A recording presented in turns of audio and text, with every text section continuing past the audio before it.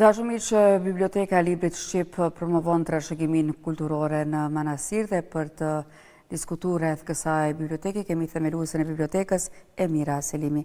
Mirëmëngjes Emira. Mirëmëngjes, si jeni? Mirë, faleminderit. Ju si jeni në këtë mëngjes? Mirë, faleminderit edhe ne. Emir e dashur. Fillimisht na trego se çfarë është Biblioteka e Librit Shqip dhe me çfarë misioni është themelu. Biblioteka është vetëmja në Manastir, domethënë edhe në histori edhe tani.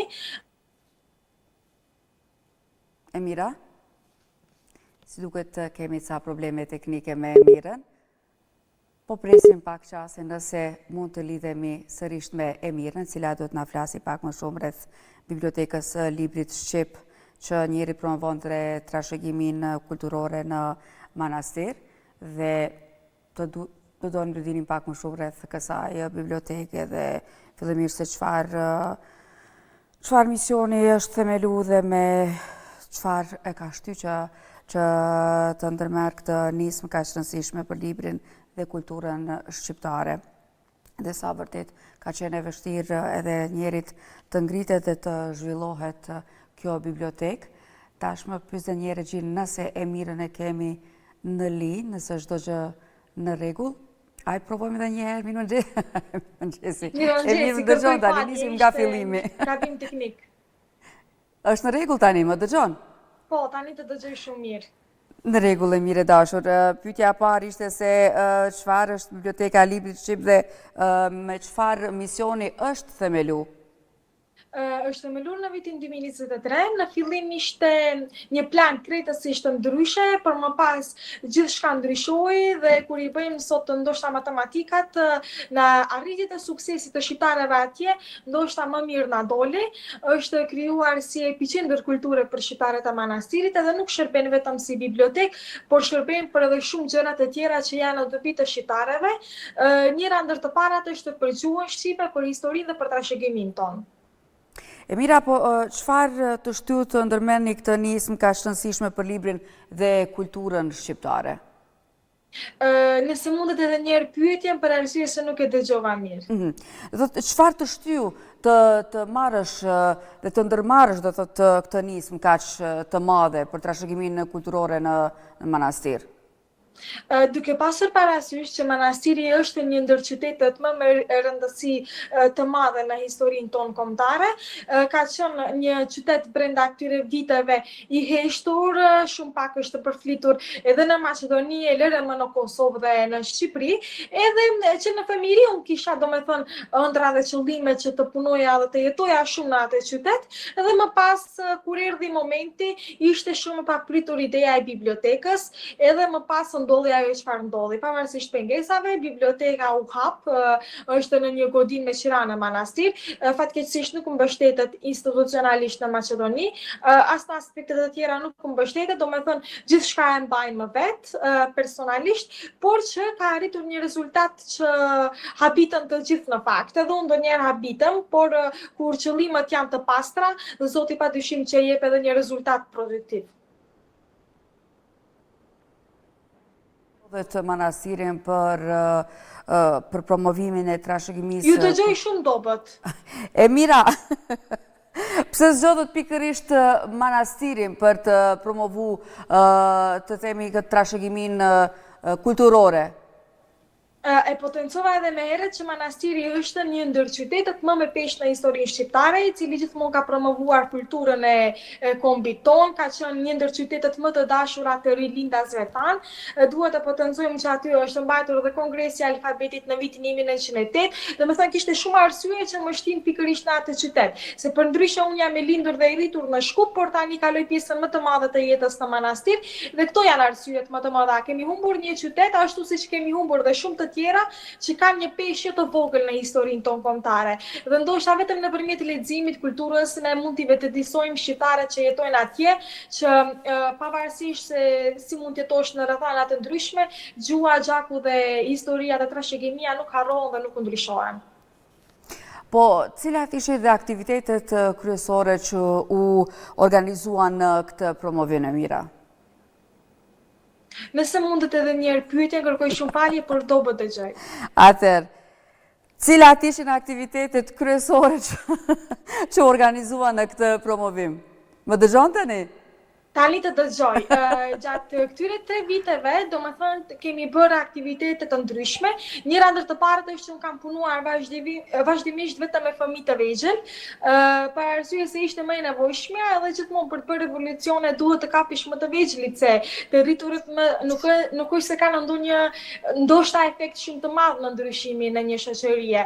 Punoj me të vegjëlit, mësojmë gjuhën, mësojmë për historinë, merremi me art dhe kulturë kryesisht, pasi që fëmijët e duan më së shumti, edhe biblioteka ka arritur një numër shumë të konsiderueshëm fëmijësh shqiptar në 120, ku bëjmë aktivitete të ndryshme, por ajo më esenciale është mbrojtja e gjuhës shqipe, ashtu siç potencova edhe më herët. Nëpërmjet leximit mundohemi ta ruajmë gjuhën, ta pasurojmë, por edhe ta njohim, domethënë, të vërtetën, ta njohim veten, se në manastir gjithmonë është propaganduar që shqiptarët të jenë larg realitetit, mos e njohin shumë pjesën kombëtare, mos e njohin shumë Shqipërinë, duke folur vetëm në maqedonisht, duke u socializuar vetëm atje, dhe me bibliotekën ka ndodhur në fakt shumë ndryshime.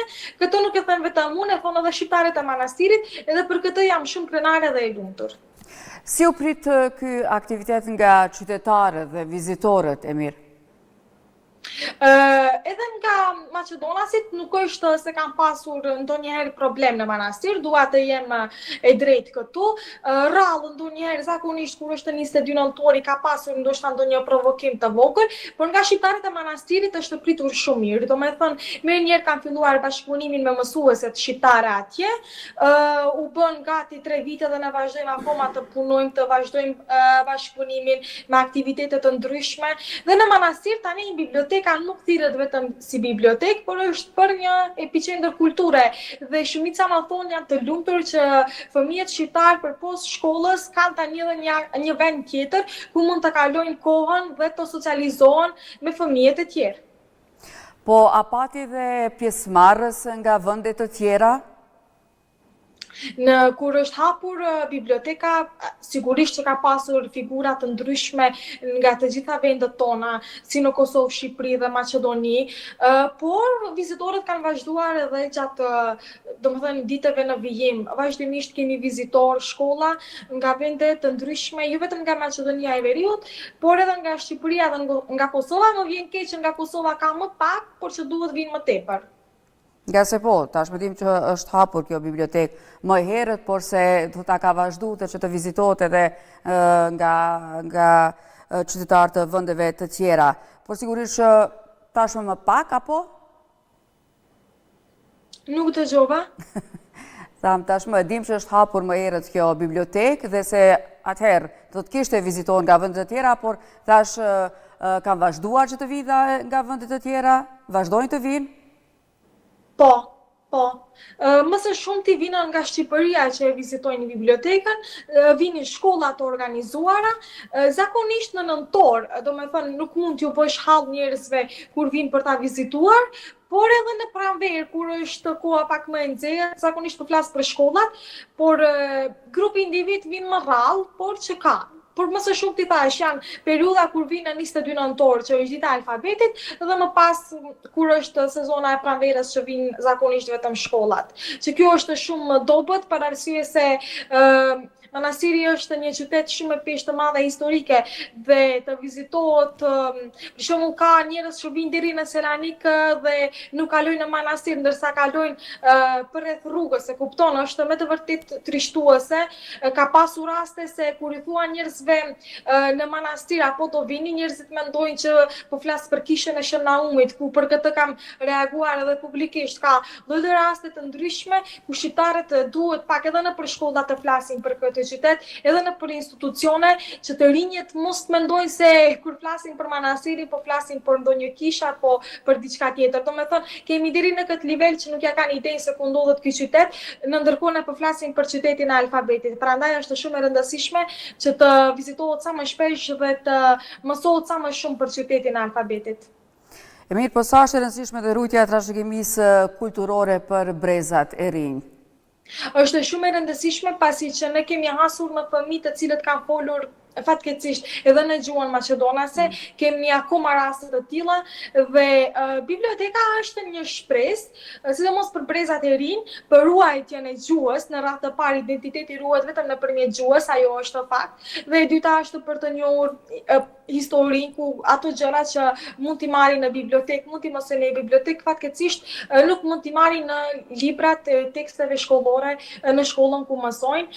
Kemi vetëm një shkollë fillore në gjuhën shqipe atje, ndërsa të mesme jo. Domethënë nuk ka shkollë të mesme në gjuhën shqipe dhe pastaj kjo është një ndër arsyet që dhe pastaj na vjen gjëja më e tmerrshme që është asimilimi, ku ne shqiptarët jo gjithmonë i kemi rezistuar. Ka pasur vende që edhe janë dorëzuar përpallë presionit të asimilimit në rrethanat ku të cilat ato kanë jetuar. E njëjta rast ka qenë edhe me shqiptarët e manastirit. Dikur tani domethënë ne punojmë me shpresën që ky fenomen do ndryshojë, me brezat e kaluara iku si iku dhe luftojmë që me brezat e tanishëm të bëjmë një ndryshim të dobishëm në favor të kombit tonë. Po çfarë roli luan libri në ruajtjen e identitetit kombëtar? Në atë të parë, fëmijët pasurojnë fjalorin, domethënë nëpërmjet leximit, fëmijët marrin njohuri të reja nga librat. Që më parë në manastir nuk ka pas asnjëherë bibliotekë në gjuhën shqipe, e aq më pak libra në gjuhën shqipe, përpos librave të cilat i kanë pasur vetëm në shkollë. Fëmijët janë kurioz, janë të interesuar, që është më mira, ka një shtëpi botuese Albas, librat të cilat i ka botuar Rita Petro, e cila figurat kombëtare, si mbretëresha Teuta, Ismail Qemali dhe shumë Skënderbeu e kështu me radhë, i pasqyron dhe i shkruan në një formë të kapshme për fëmijët, dhe tani punoj pikërisht me ata libra me fëmijët, si janë shumë të vegjël, pikërisht me ata libra punoj me fëmijët që ta kapin më shpejt atë çfarë unë dua ta propagandoj, që është historia, domethënë historia e kombit tonë tek ata. Për fëmijët në fillim ka qenë e vështirë, ta kemi parasysh se teknologjia e ka bërë të vetën dhe fëmijët i largon, por kemi bërë një propagandë të bukur që kush lexon ka dhurata dhe kështu kemi arritur një rezultat të madh me fëmijët, duke arritur ato të lexojnë vazhdimisht në bibliotekë. Po sa interesim shfaqen të rinj për historinë dhe kulturën shqiptare, Mira? Në radhë të parë, fatkeqësisht kjo ka qenë shumë e zbehur në manastir. Edhe unë gjithmonë e them që shqiptarët atje kanë menduar se e gjithë bota sillet rreth manastirit, duke ju treguar që Shqipëria ka prosperuar, është kaq e bukur, dhe fëmijëve domethënë ju lëshojnë edhe video që kanë të bëjnë me Shqipërinë, Jugun. Ato habitën se nuk kanë pasur këtë informacion dhe propagandat që janë bërë atje i kanë bërë mos të njohin Shqipërinë e vërtet se çfarë është, dhe mendoj që fëmijët ka filluar ta duan shumë Shqipërinë. Edhe gjithmonë në pikturat e tyre, në esejat e tyre, ato shkruajnë vetëm për kombin, për Shqipërinë, duan ta vizitojnë. Disa prej tyre ishin edhe në vizitë me 7 Mars në Tiranë. Tani kemi plan për të sjellur edhe në Kosovë, pasi që duam që ata ta prekin realitetin dhe ta njohin të vërtetën e historisë së tyre, që ato nuk janë të prapambetur, ashtu siç është propaganduar më herët që kinse të jesh shqiptar që ka prapambeturi. Të njohin kulturën, trashëgiminë tonë dhe ka filluar fëmijët shumë ta ndjejnë, edhe kjo është një rezultat shumë produktiv të cilin e kemi arritur ne. Po çfarë fondi librash posedon Biblioteka e Librit Shqip? Kryesisht janë vetëm në gjuhën shqipe, janë nga autorë të ndryshëm, por më së shumti autor shqiptar, por që më vjen keq që dua të them librat për të rritur përdoren shumë pak, kemi shumë pak të rinj nga mosha 18 deri në moshën 30 vjeçe që i lexojnë. Kryesisht, domethënë 80% të punës e bëj vetëm me fëmijët e vegjël, të cilët janë nga grup mosha 7 vjeçe më shumti deri në moshën 12. Kemi edhe nivelin 0 që ju themi nga mosha 5 në 4 vjeç, të cilët janë më shumë ato për gjuhën shqipe, se nuk flasin në shqip shkaku i kopshtit, pasi që në kopsht janë në maqedonisht, por të thash, më shumë me librat e fëmijëve, se të rriturit shumë pak lexojnë atje. Po, si përzgjidhen libra që bëhen pjesë e bibliotekës? Nuk e dëgjova edhe një herë nëse mundet. Si përzgjidhen ato libra që të bëhen pjesë e bibliotekës?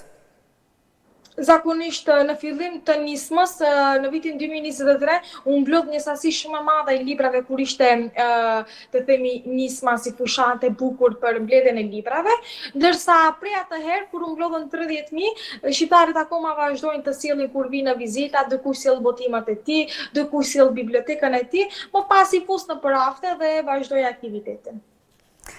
Jemi dhe në minutën e fundit e mirë të intervjisës sonë dhe cili do t'ishte mesazhi për shqiptarët kudo që jetojnë lidhur me ruajtjen e gjuhës shqipe dhe trashëgimisë sonë kulturore. Është shumë e nevojshme që shqiptarët kudo që jetojnë, aq më pak në trojet tona, duhet të dinë se kush janë, duhet ta ruajnë në radhë të parë gjuhën për veten dhe për fëmijët e tyre. Është shumë e kollajshme të asimilohesh, por më pas do jetë shumë e vështirë të kthehesh në rrënjët e tua, mendimi im, pasi që është diçka që unë po e shikoj në terren.